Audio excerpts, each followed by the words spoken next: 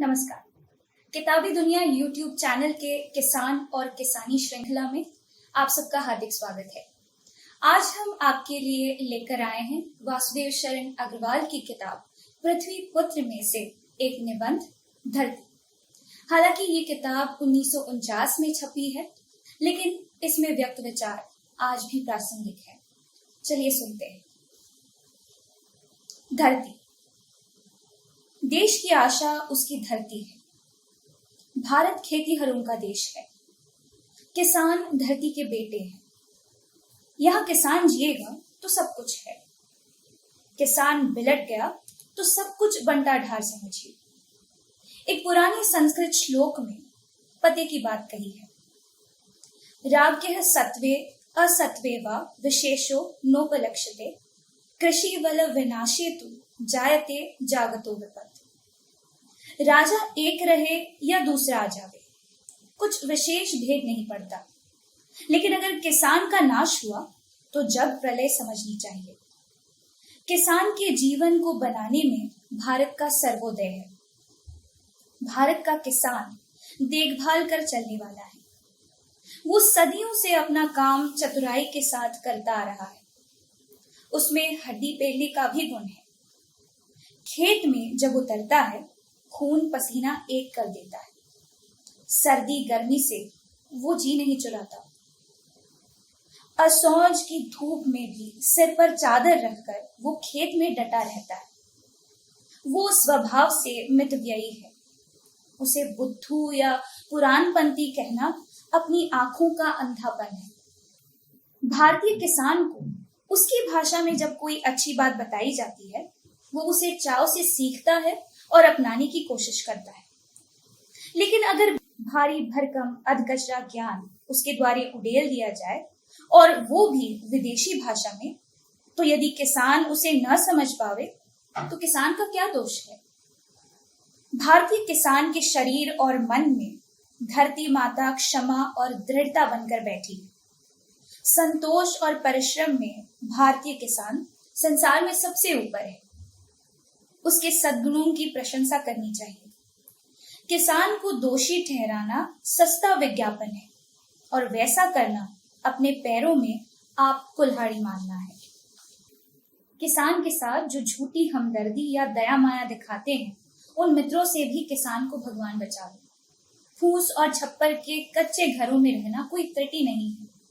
किसान ने चतुराई से जानबूझकर इस तरह के घर चुने। उसके घर की देवी ने पहले से ही तिनकों का वस्त्र पहना, वही उसे भाया।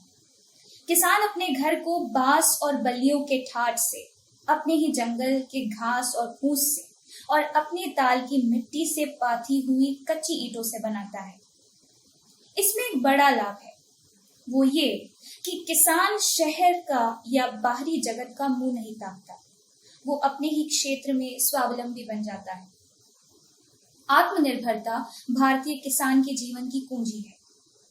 उसके खेती के औजार, हल, हेंगा, पंजाली, परत, कुराही, कुदार, हंसिया, सब उसके यहाँ ही तैयार होते हैं। गांव की जानी पहचानी कारीगरी किसान को आत्मनिर्भर बनाती है। भारतीय खेती की पुरानी पद्धति में सैकड़ों तरह का शिल्प किसान के हाथों में रहता है। 50 तरह की रस्सी वो अपने हाथ से बनाता है और गठियाता है। अपनी बोझ ढोने की छकड़ा गाड़ी को गांव के लोहार बढ़ी की मदद से वो स्वयं कसकर तैयार करता है। ऊख बोने के, पेरने के और गुड़ खाट बनाने की सारी प्रक्रिया किसान की उंगलियों के पोरवों में बसती है।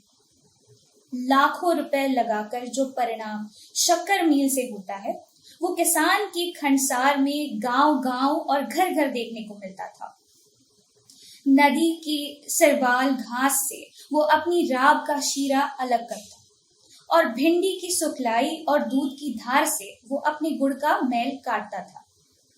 बगले के पंख की तरह वो सफेद खौट बनाता था, और जहां ये उद्योग चौपट नहीं हो गया है, वहां आज भी बनाता है। आत्मनिर्भरता भारतीय किसान का बहुत बड़ा गुण है। यदि इसी बात का आंख खोलकर अध्ययन किया जाए, तो हजारों बातें ऐसी मिलेंगी जिन्हें गांव का भारतीय किसान अपने हाथ से कर लेता है, और जिनके लिए उसे बाहर के यंत्रों और मिस्त्रियों का मुंह नहीं ताकना पड़ता। जिस चीज को वो अपने गांव में ही तैयार न कर सके और टूट फूट होने या बिगड़ने पर स्वयं जिसकी वो मरम्मत न कर सके, ऐसे यंत्र को किसान ने कभी पसंद नहीं किया।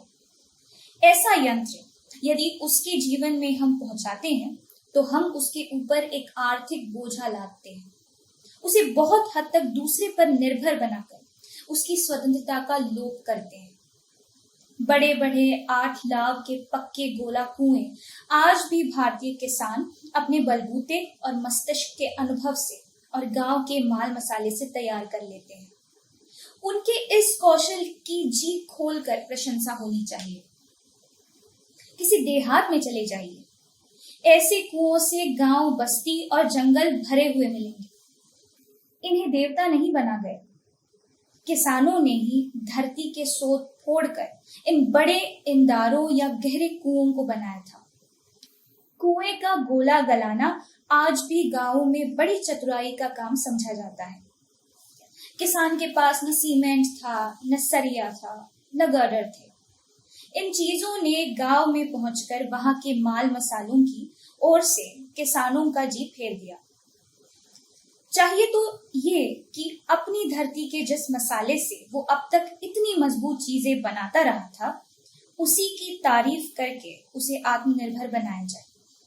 आज उल्टी गंगा बहने लगी है। तिनकों का वस्त्र पहनने वाली गांव की देवी लाल ईंट के मुंह में फंस रही है। लाल ईंट भयावनी वस्तु है। इसमें गांव का हित नहीं, अनहित है। किसान को अपने लिपे पुते कच्चे घरों से प्यार था। वे उसे सर्दी में गर्म और गर्मी में ठंडे रखते थे। उन्हें वो स्वयं अपने हाथों के बलबूते पर या पड़ोसियों के साथ मिलकर बना डालता था। उनकी लिपाई, लिसाई और पुताई में उसकी घरवाली उसका हाथ बटाती थी। अपने अन्न, घर और वस्त्र को पैदा करने और बनाने में किसान स्वतंत्र था, एकदम आत्मनिर्भर।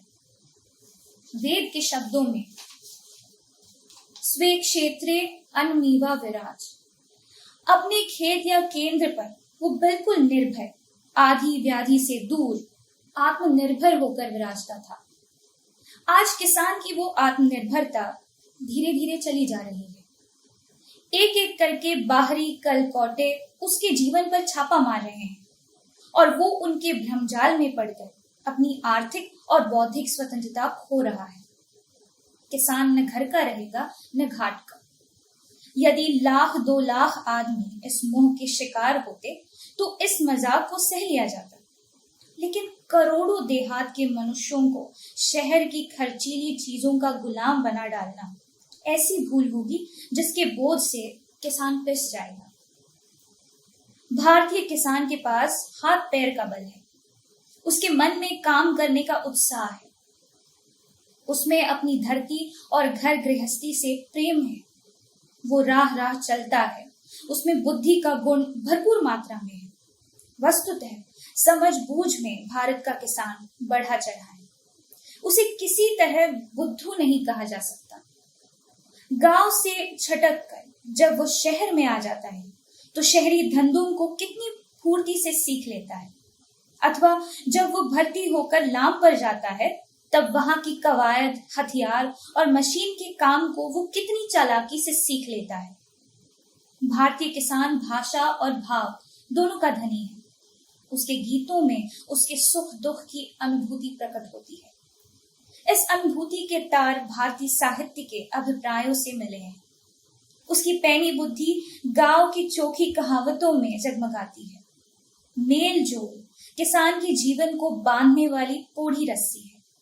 उसमें मिलजुल कर जावन चलाने का अद्भुत गुण है। खेती के गाढ़े समय में जब काम का तोड़ रहता है, विशेषकर जुताई, बुआई या मन्नी दवनी के कामों में वे खुले जी से एक दूसरे का हाथ बटाते हैं। शादी ब्याह, जग जोनार के समय किस तरह सारा गांव और बस गांव भी एक सूत में बंध जाता है, ये देखने लायक है। टहले के घरेलू कामों को कितने ही परिवार सुविधा के अनुसार बांट कर भुगता देते हैं। मनो गेहूं पीसना हो तो कितने ही घरों की स्त्रियां बाट ले जाती हैं और गाते गाते आटा तैयार हो जाता है। सारे गांव बिरादरी की चक्कियां एक परिवार की सेवा में पड़ती है। दाल पीसना हो, कलावे रंगना हो, तियल सीना हो, इसी प्रकार की पारिवारिक साझेदारी से चटपटा काम हो जाता है। सहकारिता की भित्ति पर बनी हुई जीवन पद्धति गांव में पहले से चली आती है। उसको यदि बाहरी चोला न पहनाया जाए तो उसी जीवन में से पुनः उसके क्षेत्र का विस्तार किया जा सकता है। भारतीय किसान कथा वार्ता का प्रेमी है। उसे अपने पूर्वजनों के चरित्रों में रुचि है। आंखें उसकी काले अक्षर नहीं देखती, पर कानों के द्वारा और कंठ के द्वारा वो अपरिचित ज्ञान राशि की रक्षा करता आया है। लाखों ग्राम गीत, हजारों कहानियां, लोकोक्तियां और ऋतु एवं प्रकृति की बातें किसानों के कंठ में है, जहां से भाषा का अमित शब्द भंडार प्राप्त किया जा सकता है। जाड़ों की चिलकती धूप और गर्मी की प्रशांत रातों में, बरसात के घोरते गरजते समय और बसंत के फगुआ बयार में किसान का रोम रोम नृत्य और गीत के लिए फड़कने लगता है। उसकी नसों की थिरकन भीतरी उल्लास को नृत्य में उड़ेल देती है। जीवन की रक्षा करनी है तो लोक नृत्य को मरने से बचाना होगा। लोक संगीत की लय को फिर से कंठों में भरना होगा।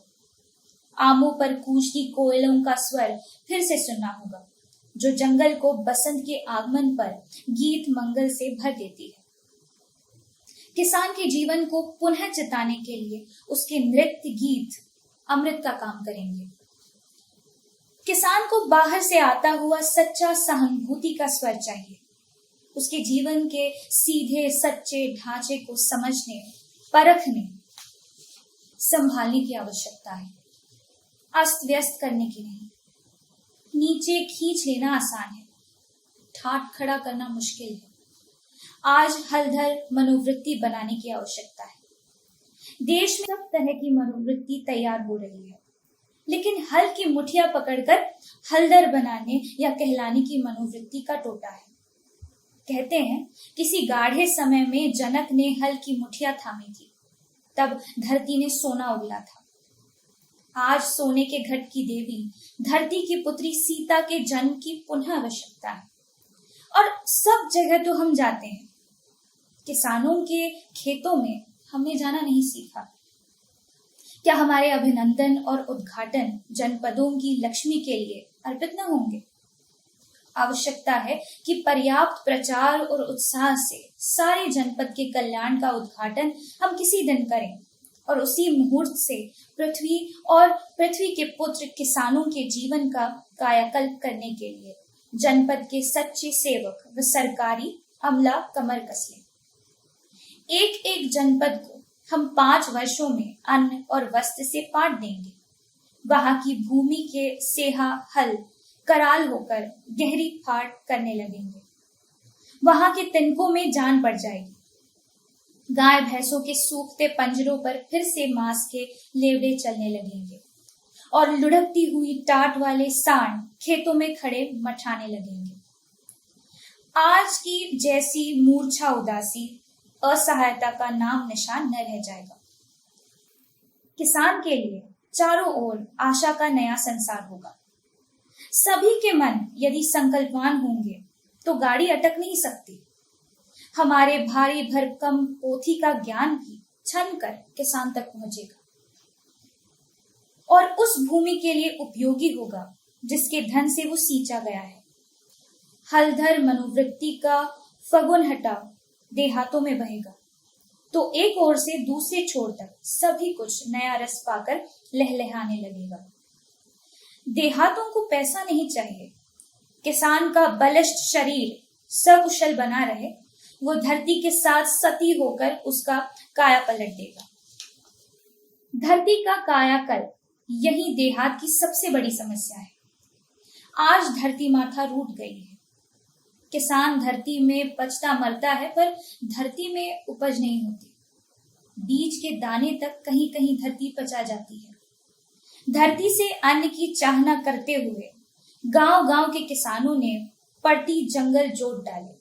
बंजर तोड़ते तोड़ते किसानों के बैल थक गए, पर धरती अक्काबाई की तरह न पसीजी और किसान की दरिद्रता बढ़ती चली गई। अधिक अन्न उपजाओ का सुग्गा पाठ किसान सुनता रहा। वो समझता है अधिक धरती जोत में लानी चाहिए। उसने बाग बगिया के पेड़ काट डाले, खेतों को बढ़ाया, पर धरती ने अधिक अन्न नहीं उपजाया। अधिक धरती के लिए अधिक पानी चाहिए, अधिक खाद चाहिए। वो पहले से ही नहीं था। किसान की उलझन बढ़ गई, धरती की भूख प्यास बढ़ गई। धरती रूठी है, उसे मनाना होगा। वो रीति है, उसे भरना होगा। तभी उसकी मिट्टी में से गेहूं के मक्खन फूल की इतराती हुई बालें निकलेंगी। तभी कनकजरी धान के कंठों से निगरती हुई बालें अपने अंग झूलन से खेतों को भर देंगी। और तभी मोटे अन्नों को कनुकेदार बूटियों के दर्शन होंगे। धरती की भी अपनी कथा और व्यथा है, उसे सुनने और समझने वाले चाहिए। धरती से हम लेते रहें, उसे दिया कुछ नहीं। अन्न के रूप में उसका सार खींचते रहे, पर खाद से उसे पोसा नहीं। धरती को हम रीति करते रहे, फिर भरा नहीं। धरती केवल मिट्टी नहीं है, उसमें किमिया भरी है। वही रसायन मिट्टी में से गेहूं गन्ने का अमृत उपजाता है। गेहूं को जैसी मिट्टी चाहिए, जौ को उससे दूसरी तरह की। आलू को मानने वाली पहाड़ी मिट्टी तेजाबी होती है। जौ को मानने वाली मैदानों की मिट्टी रेहाली या खारी। धरती में खारापन बढ़ जाए तब भी पौधे पत्ती सूख जाती है। तेजाब का अंश बढ़े तो भी ठीक नहीं। धरती की नब्ज पहचानना जरूरी है। धरती का ये स्वास्थ्य या संतुलन खाद पानी पर निर्भर है। धरती के विशेषज्ञ कान लगाकर उसकी बात सुनते हैं, आत्मविश्वास के साथ उसकी कमी को पूरा करते हैं और मनचीता अन्न उत्पन्न करते हैं। हमारा किसानों का देश है। खेती हमारा राष्ट्रीय पेशा है। खेतीहर होना हमारे लिए सबसे गर्व की बात है। हम अच्छे खेतीहर बन सके, इससे बढ़कर हमारे कल्याण की कोई बात नहीं है। हमारी पढ़ाई लिखाई का आदर्श, रहन सहन का आदर्श यही बनना चाहिए कि खेतीहरों की श्रेणी में हमारी गिनती हो। हॉलैंड के एक सज्जन से एक दिन भेंट हुई। नाम था रिरिक, री रिश या हिरन, और रिंग रिंग या पट्टी, जिस हिरन की गर्दन में पट्टी पड़ी हो। नाम का अर्थ जानकर आत्मीयता बढ़ी। उसने बड़े आन मान से कहा कि मैं धरती का विशेषज्ञ हूं। हमारा देश किसानों का है, वही हमारा धंधा है। हमारे पास कोयला और यंत्र नहीं, पर हमें अपनी खेती का गर्व है। 20 वर्षों से मैं भारत में काम कर रहा हूँ। यहाँ भूमि का विज्ञान उन्नत होना चाहिए। भूमि संबंधी साहित्य, सॉयल साइंस और सॉयल लिटरेचर बढ़ना चाहिए। अधिक अन्न उपजाओ का अर्थ है हर बीघे में आज से 1.25 अन्न उत्पन्न करना। नई भूमि को तोड़कर जोत में लाना नहीं। उसके लिए विशेष पानी, बीज, खाद और श्रम की आवश्यकता होगी। भूमि में डाला हुआ एक बीज आज यदि 40 दाने उत्पन्न करता है, तो ऐसी कोशिश होनी चाहिए कि हर बाल में दानों की संख्या बढ़े और हर पूजे में से ब्यास की संख्या बढ़े। यह अच्छे खाद से हो सकेगा। इसके लिए गोबर की तैयार की हुई खाद अनमोल है। गोबर की खाद मिट्टी के गड्ढों में डालकर ठीक तरह से सड़ाई और तैयार की गई। साल भर पुरानी गोबर की खाद भूमि की सर्वोत्तम खुराक है। रिरिंग की बात ध्यान से सुनने और मानने लायक है। हजारों वर्षों से भारतीय किसान गोबर की खाद काम में लाते रहे हैं। गोबर मैला, पानी सड़े, तब खेती में दाना पड़े। खेती करे, खाद से भरे, 100 मन कौठेला से ले धरे। लेकिन खाद तैयार करने का सही तरीका आज वे काम में नहीं लाते। खाद का नमकीन सारांश खेत में पहुंचने से पहले ही धुल जाता है। खाद शब्द खाद से बना है। खाद का अर्थ गड्ढा। भूमि में खाद या गड्ढा खोदकर उसमें गोबर मिट्टी की तह पर तह चढ़ाकर बढ़िया खाद तैयार होती थी। उसमें थोड़ी मेहनत पड़ती है, पर किसान के लिए वही सोना है। उसकी गाढ़ी कमाई में बरकत देने वाला पदार्थ खाद ही है। खाद परे तो खेत, ना ही कूड़ा रेत। वही खेत, वही किसान, वही किसानी और वही बीज। पर एक बढ़िया खाद का रसायन पाकर धरती सोना उगलने लगती है। गांव गांव में लाखों करोड़ों खेतों में खाद तैयार करने की सही परिपाटी डालनी चाहिए। एक भी किसान ऐसा न रहे जो खाद के सही तरीके को अमल में न लाता। सारा जनपद इसे अपने जीने मरने का प्रश्न समझकर इसे अपनावे। आज गांव की कूड़ियों पर खाद का रत्न फेंक कर हम उसकी ओर से आंखें मीच लेते हैं और बरसात बाद धुलकर जो बचा रहता है उसे खेतों में जा पटकते हैं। वो खाद नहीं है, खाद की ठठरी अवश्य है। धरती उसे क्या माने और कैसे अपना काम चलावे। उसकी कोख में से जौ गेहूं के खुद और ईख के पोए जन्म लेते हैं, पर मरमूखे जैसे। उनमें तेज नहीं, तगड़ापन नहीं, हवा पानी उन्हें बर्दाश्त नहीं होती और प्रकृति के छोटे मोटे परिवर्तन उन्हें भुड़क लेते हैं। पर यदि खाद को ठीक ढंग से गड्ढों में सड़ा गलाकर तैयार किया जाए तो वो तिजोरियों में जमा की हुई धनराशि की तरह मूल्यवान होगी और जिस भूमि को वो खुराक मिलेगी उसी में नया चमत्कार पैदा होगा। कहा भी है कि झूठी खाद खाने वाला खेत दुबला रहता है, पर सड़ी खाद पाकर वही मोटा जाता है। अवर खेत जो जुट्ठी खाए, सड़े बहुत तो बहुत मोटा है। धरती किसान से कहती है, आओ खेत में गोबर की खाद डालो और खेती का स्वाद देखो। जाकर देखो गोबर खाद, तब देखो खेती का स्वाद। भूमि की परवरिश किसान जीवन की बुनियाद है। गोबर की खाद के लिए गोधन की आवश्यकता होगी।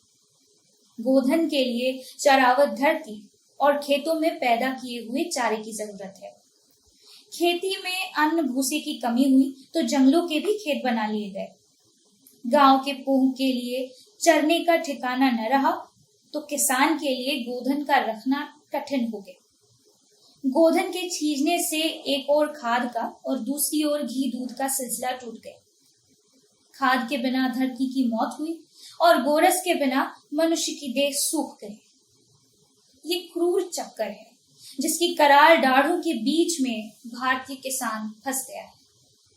धरती, खाद, गोधन, चरागाह एक ही लक्ष्मी के चार हाथ हैं। एक ही कुशल दूसरे की कुशल के साथ गूंथी हुई है। एक को भी हम सच्चाई से ठीक करने लगे तो दूसरे अंग उसी के साथ ठीक होने लगेंगे। गांव के कल्याण का संदेश ढीला पड़ा हुआ है, उसमें बिजली भरने की आवश्यकता है। हलदर मनोवृत्ति के प्रचार से शहर और गांव में किसान के जीवन के प्रति नई रुचि उत्पन्न होगी और संकल्पवान चित्तों में एक नए कार्यक्रम का उदय होगा। बहुत बहुत धन्यवाद। अगर ये वीडियो आपको पसंद आए तो लाइक कीजिए, शेयर कीजिए, कमेंट कीजिए और अपने मित्रों के साथ साझा कीजिए।